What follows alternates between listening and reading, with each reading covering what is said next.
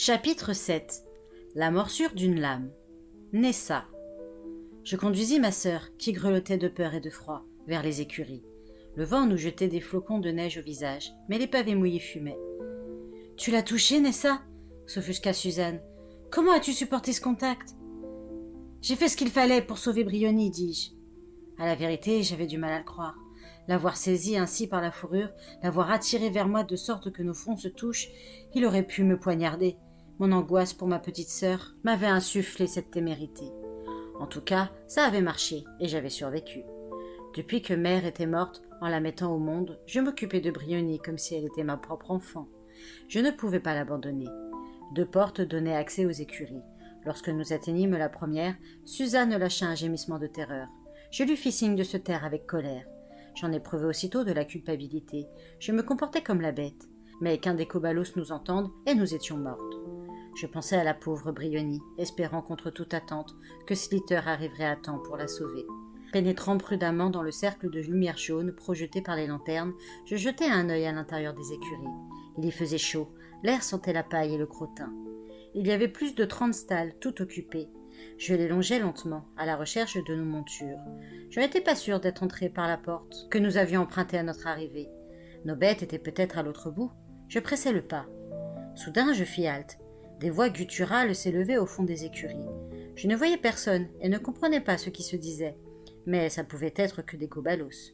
Je découvris alors 5 ou 6 chevaux déjà scellés, chargés de sacs apparemment emplis de provisions. Pourquoi ne pas les prendre ? Nous gagnerons un temps précieux en évitant de chercher les nôtres et de les sceller. J'ouvris la porte d'une stalle et tirai le premier cheval par la bride. « Tu monteras celui-ci » dis-je à Suzanne en lui tendant les rênes.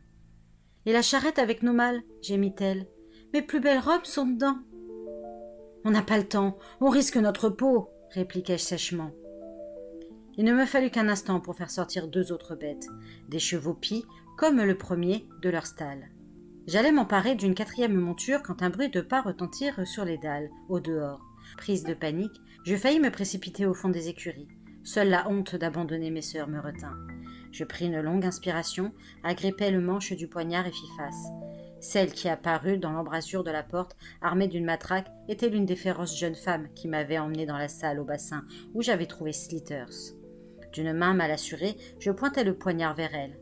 En le voyant, elle fit halte à 5 pas de moi. Sa matraque m'effrayait, mais ma lame semblait l'effrayer plus encore. Je fis mine d'attaquer. Elle recula. « Suzanne, fais sortir les chevaux !» lançai-je. Suzanne s'embrouilla avec les rênes, mais finit par tirer les 3 bêtes dans la cour.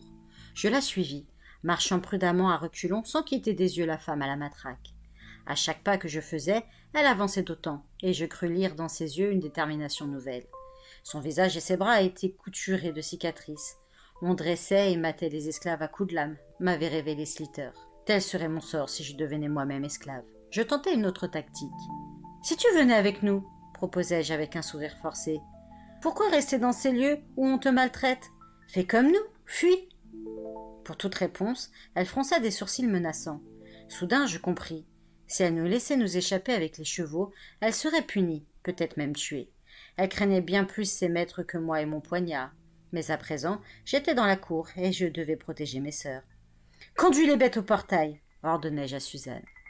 La femme avançait toujours, un pas après l'autre. Puis j'entendis d'autres voix féminines. Plusieurs esclaves accouraient, menés par leur chef, la porteuse de torches. « Je ne veux pas mourir !» se lamenta Suzanne. « Pas ici, pas comme ça. Ce n'est pas juste. On n'a rien fait de mal. Je veux rentrer à la maison. » Elle avait raison. Les dés étaient jetés. Nous allions sans doute mourir. Je n'avais pas pour autant l'intention de montrer ma terreur et mon désespoir. Pourquoi leur donner ce plaisir ?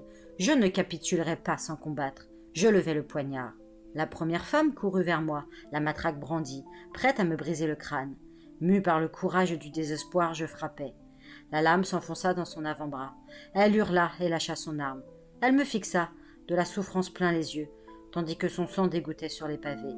Les autres marquèrent un temps d'arrêt, puis elles reprirent leur approche. Où étaient Slithers ? Et Briony ?